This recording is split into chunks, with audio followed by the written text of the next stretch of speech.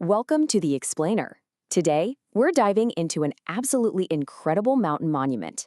It was built by a newly freed people to defend their hard-won independence.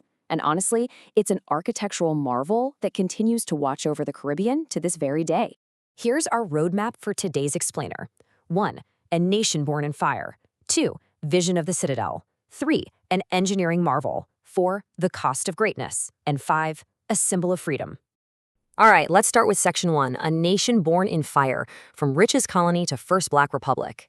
To really understand the Citadel, we have to grasp the intense existential threat facing late 18th century Saint-Domingue, which, of course, we know today as Haiti. At the time, it was France's absolute richest colony.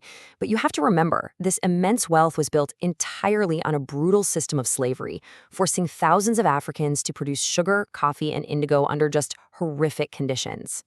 Then, things change rapidly. In 1791, those enslaved people decided they had had enough and rose up in revolution. Following a grueling 13-year war against the combined forces of France, Spain, and Britain, Haiti triumphantly declared its independence in 1804.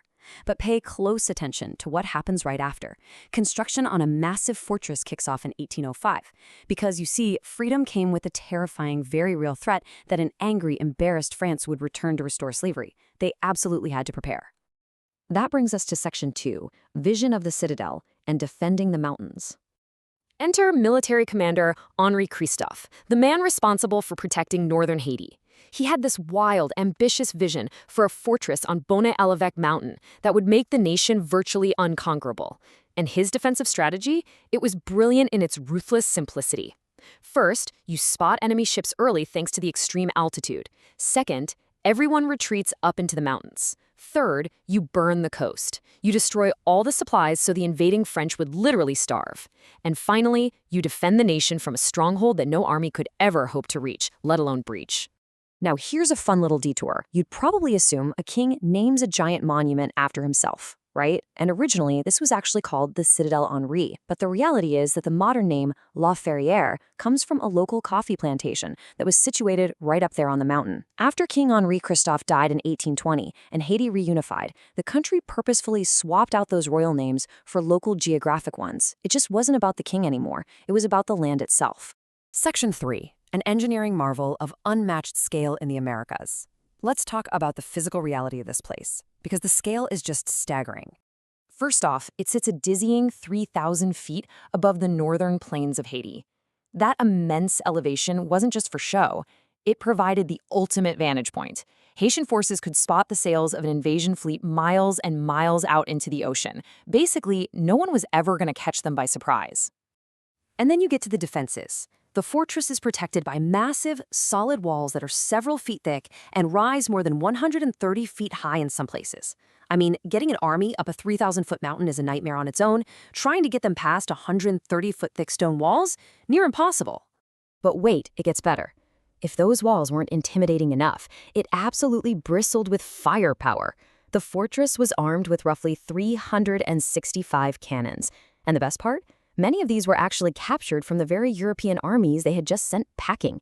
They stockpiled massive amounts of cannonballs and ammunition, totally prepared for a monumental siege that, ultimately, France never even dared to launch. The deterrence was a 100% success. And the Citadel wasn't just a military base. It was literally a self-sustaining city in the clouds. Inside those massive walls were hundreds of rooms.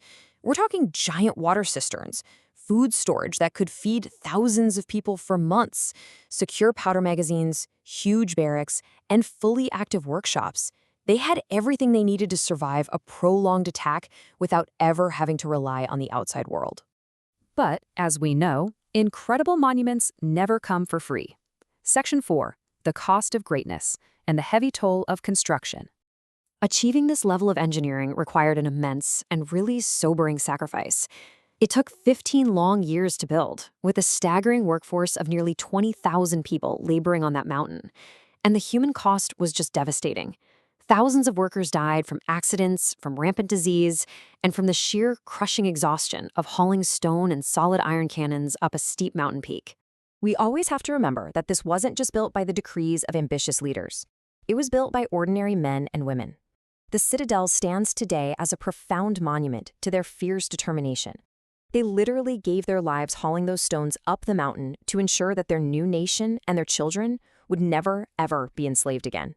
Which brings us to our final section, Section 5, a symbol of freedom echoing through the mountains.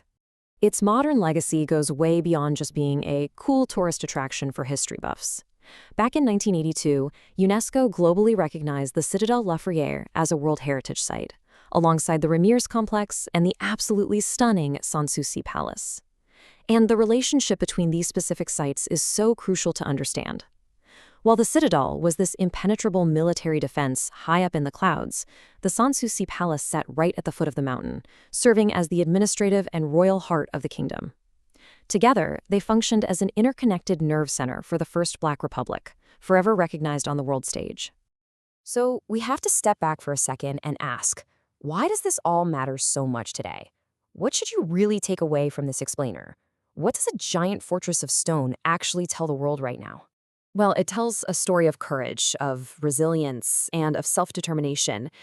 The Citadel is a loud, physical declaration that freedom is priceless. It was built by a people who were once enslaved to prove, beyond a shadow of a doubt, that their sovereignty was real. To prove they could build one of the greatest fortresses in the Western Hemisphere to withstand absolutely anything their former captors could try to throw at them. As you imagine standing 3,000 feet up, feeling the wind blow across those ancient 130-foot stone walls.